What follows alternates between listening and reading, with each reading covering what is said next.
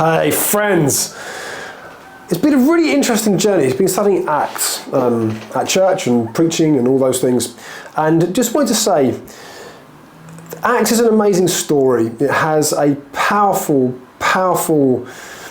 message to us in our current climate and current context, because the first 10 chapters of Acts are this fast-paced, action-packed journey through the stages of the early church, and we have the apostles in the upper room and the day of Pentecost, and they get misunderstood. They get told they're drunk. We've got the early church trying to cope with the persecution from the Sanhedrin, being thrown in prison. Peter and John. We have prayer meetings being shaken by earthquakes. We have Stephen being martyred. We have Philip sort of running after chariots and all crazy things. And then we have this really interesting dynamic of Saul coming into play as well. And he's the archetypal villain, right? He's the villain. But as I wanted to say, what's really interesting is that I've heard a lot about why Jesus chose Saul. And I want to suggest to you a different story, different scenario. Sometimes I get told, it just shows Jesus can overcome anything, any heart. He can change any heart. I'm powerful, of course. And Jesus can, Jesus can change and use anybody he wants to. And that's absolutely true as well. But let me suggest something to you.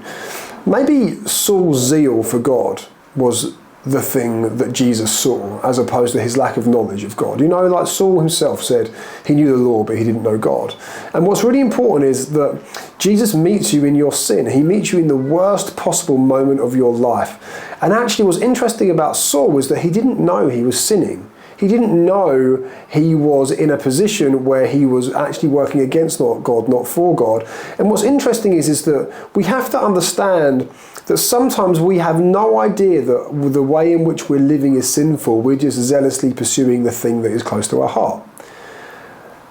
And here's the deal. Jesus meets you there. And it's not because he thinks you're the best thing ever. He loves you. You're the apple of his eye. But actually it's because he knows and he sees your heart. And what's interesting is that Saul also is the student of Gamaliel, and the Gamaliel principle, who was a chief Pharisee. Gamaliel principle was, if it's God, it will carry on. If it's not, it will die. And what's fascinating is that Jesus knew that Saul had an amazing zeal for God. He didn't know God. He didn't love God. He didn't know God's love for humanity. And so if Jesus knew, I believe, that Saul's zeal turned to positive activity would change the world. And of course it did. It changed the entirety of the Middle East and the entirety of Europe, for all, and the whole of the West, for all of history up until this point. And I want to say to you this. Sometimes Jesus will appear to you in the midst of your sin and he'll blind you, because sometimes it's the only way to get your attention. But it is in order that the heart is turned to him, that you're able to walk a journey of full destiny, walking in the ways that he wants you to walk.